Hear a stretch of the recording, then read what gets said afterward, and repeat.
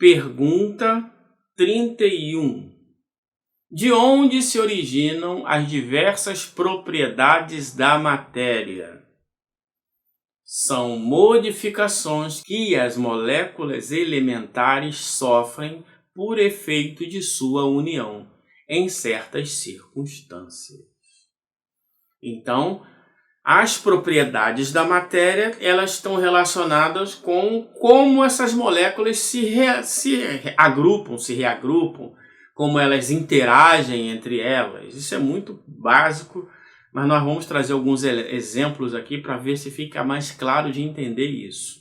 Molécula de água, ela tem uma propriedade.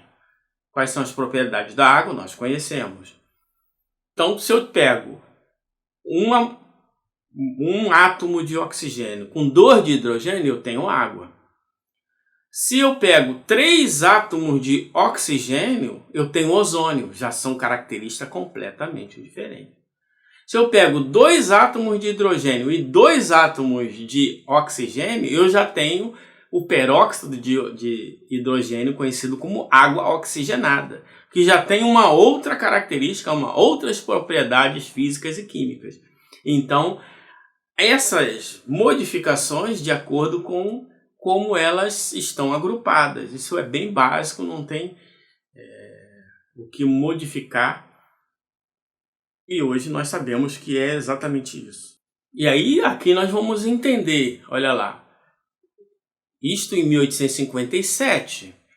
O modelo atômico é o modelo de Dalton, onde os átomos são bolas maciças indivisíveis. Esses átomos depois, lá, nós estamos no século, aqui em 1857. Para o final do século XIX, descobriram o elétron. Depois descobriram o próton. Depois descobriram o nêutron. E depois descobriram que os prótons e os nêutrons são formados de outras subpartículas chamadas de quark. Então, tanto os prótons quanto os nêutrons são formados de quarks. Então, 2 quarks up e um down formam próton. 2 quarks down e um up formam nêutron. E juntando com o elétron formam os átomos de toda a tabela periódica. E aqui nós temos um exemplo muito interessante, olha lá. Símbolo H, símbolo H, símbolo H. Nós temos o hidrogênio, que tem um próton e um elétron, sem nêutron nenhum. Nós temos o símbolo H, deutério, que tem um próton, um elétron e um nêutron. E temos o trítio, que tem um elétron, um próton e 2 nêutrons. O mesmo símbolo para 3 substâncias diferentes.